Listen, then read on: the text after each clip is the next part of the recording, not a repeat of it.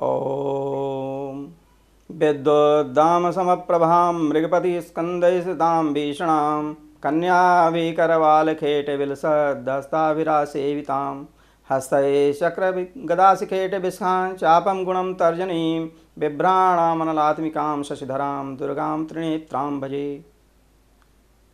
देवियों और सज्जनों, समस्त धर्मानुरागी बंधुओं, सनातनी मित्रों, हमने एक संक्षिप्त पूजन विधि का एक वीडियो बनाया। तो कुछ लोगों का आग्रह आया कि एक भगवती पूजन का एक विस्तार से एक वीडियो बनाइए।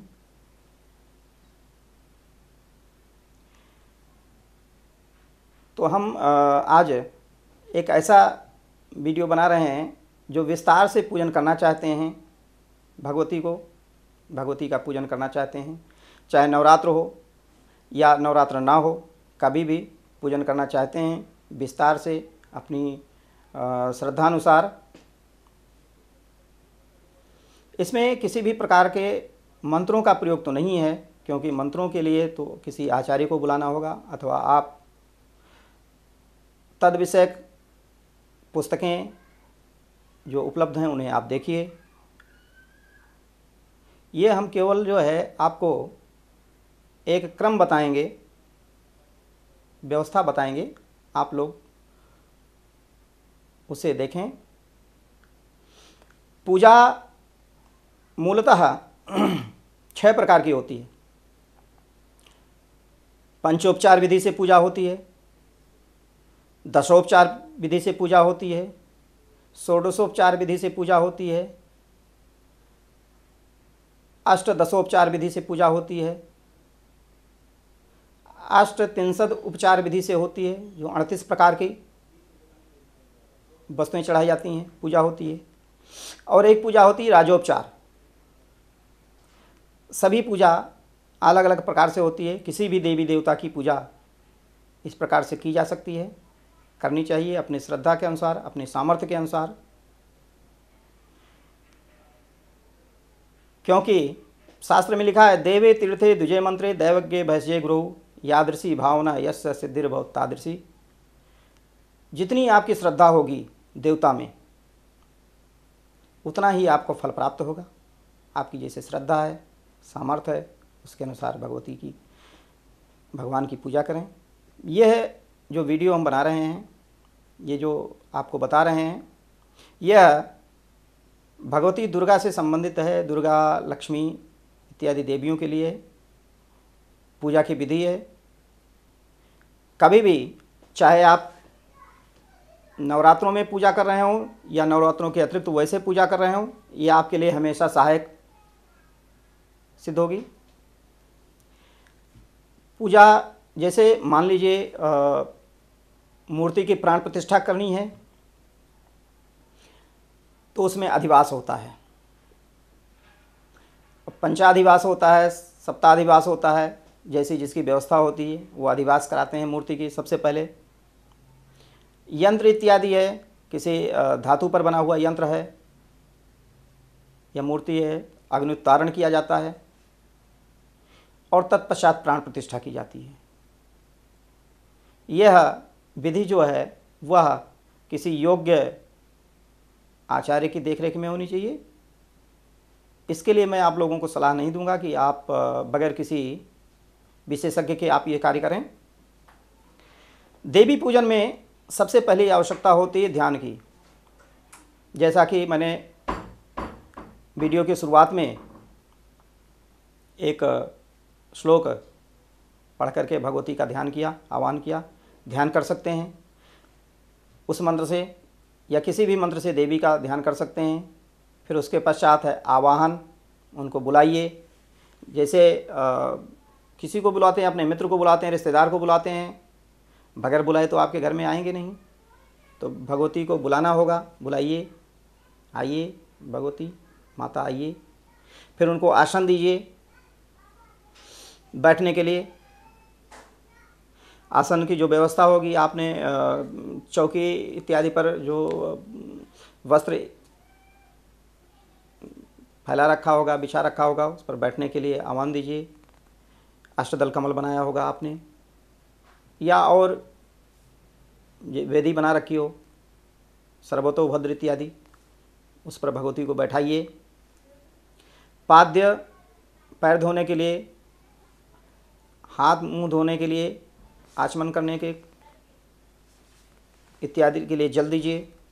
फिर उसके पश्चात मधुपर्क, मधुपर्क का बड़ा महत्व है।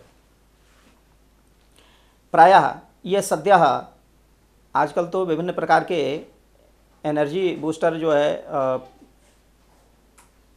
पेय मार्केट में मिलते हैं, लोग प्रयोग करते हैं, लेकिन जो वैदिक एनर्जी वर्धक, शक्तिवर्धक पेय है वो मधुपर्क है। उसमें मधुपर्क दिया जाना चाहिए। फिर उसके बाद में दूध से स्नान कराएं, दही से स्नान कराएं, घी से स्नान कराएं, शक्कर से स्नान कराएं और उसके पश्चात पंचामृत से स्नान कराएं। पंचामृत बनाने की विधि मैं आप लोगों को बता दूं। पंचामृत बनाते समय लोग जो है दूध ज़्यादा मिला देते हैं। प्रायः दूध जितना दही हो उसका आधा ही दूध होना चाहिए।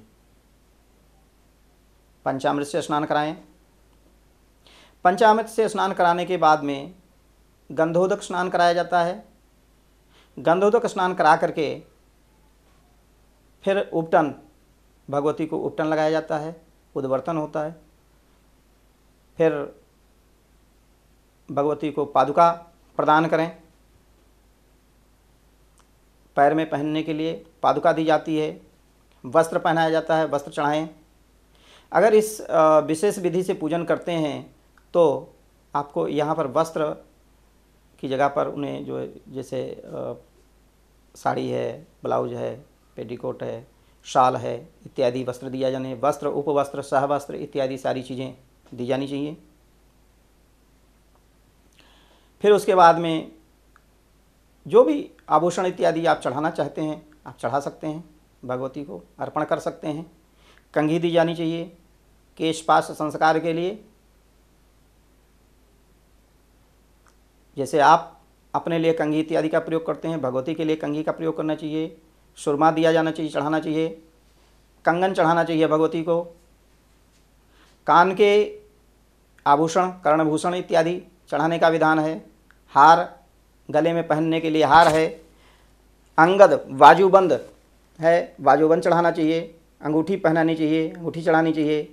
करधनी भगवती को चढ़ाएं, पायल चढ़ाएं, मुकुट चढ़ाएं, गंध चढ़ाएं,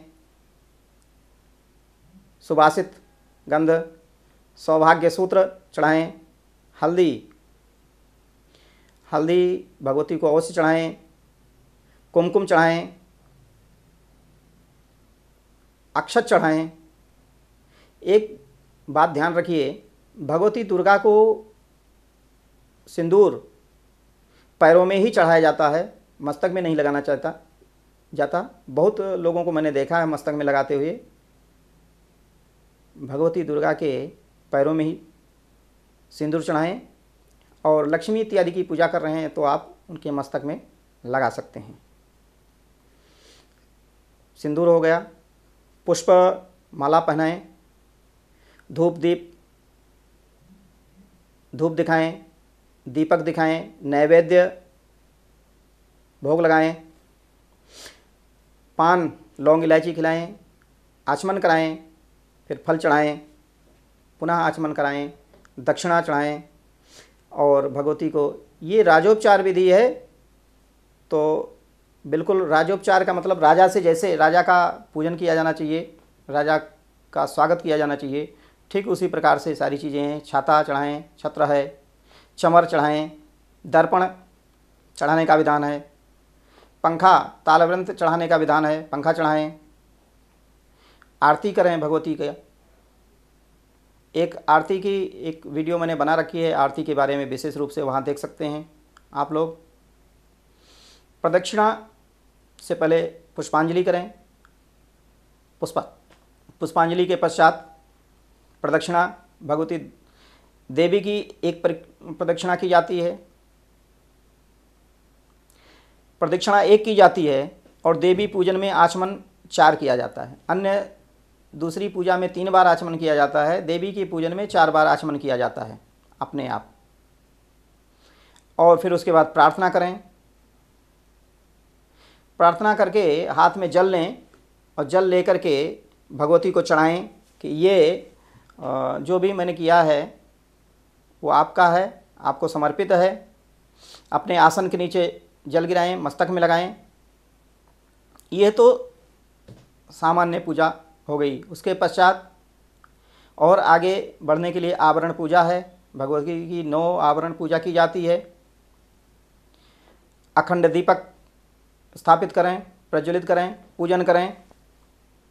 धान्य कलश, एक पात्र में जौ बोया जाता है उगाने के लिए, उसे धान्य कलश कहते हैं। धान्य कलश की पूजा करें। बटुक यानी छोटे बच्चे, कोई छोटा बच्चा हो उसकी पूजा करें बटुक रूप में। और कुमारी कन्याओं को बुला करके कुमारी कन्याओं का पूजन करें। कुमारी कन्याओं के बारे में कहा गया है कि 2 वर्ष से लेकर के और 8 वर्ष के बीच की ही कन्या होनी चाहिए। चाहे आप वो कंचकों में बुला रहे हों, खिला रहे हों या पूजन कर रहे हों।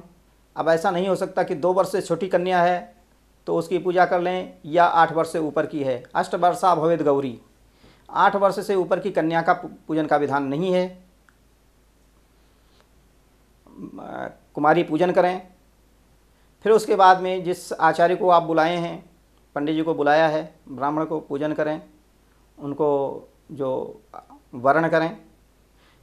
पुस्तक का पूजन करें, भगवती सरस्वती का पूजन करें। यह इतना राजोपचार विधि है। और फिर उसके बाद में जैसे पाठ करने के लिए आचार्य इत्यादि को बुलाया है या स्वयं आप पाठ करना चाहते हैं, तो एक तो साधारण पाठ होता है जो पुस्तक शुरू से लेकर के अंत तक आपने पाठ कर दिया। दूसरा ये होता है दुर्गा सप्तशती के जो 13 अध्याय हैं उनमें संपुट लगा करके पाठ किया जाता है। संपुट 2 प्रकार का होता है। एक उदय संपुट होता है, इसको कोई भी पंडित जी जानते हैं, आप भी जानते होंगे, उदय संपुट कर सकते हैं। अस्त संपुट कुछ ही किसी विशेषज्ञ से ही कराना होता है, ये सबके बस की बात नहीं है, इसकी विधि अलग होती है। यह कुछ अर्धतांत्रिक विधि हो जाती है। तांत्रिक कहने का मेरा मतलब बिल्कुल नहीं है जो आजकल तथाकथित तांत्रिक घूम रहे हैं, उनसे कोई मतलब नहीं है। तंत्र एक विद्या है, एक विषय है, सब्जेक्ट है। जैसे मैथमेटिक्स है, फिजिक्स है, केमिस्ट्री है, वैसे तंत्र भी एक सब्जेक्ट है। कभी तंत्र विषय पर भी एक वीडियो बना करके और यूट्यूब पर अपलोड करेंगे, आप लोग उसको देखिएगा। फिर उसके पश्चात आपकी जो अपनी व्यवस्था है, ये संपूर्ण पूजा संपन्न हुई, संपूर्ण हुई। पाठ कराएं, अंत में हवन इत्यादि कराएं। ये देखना जरूरी है कि अगर आप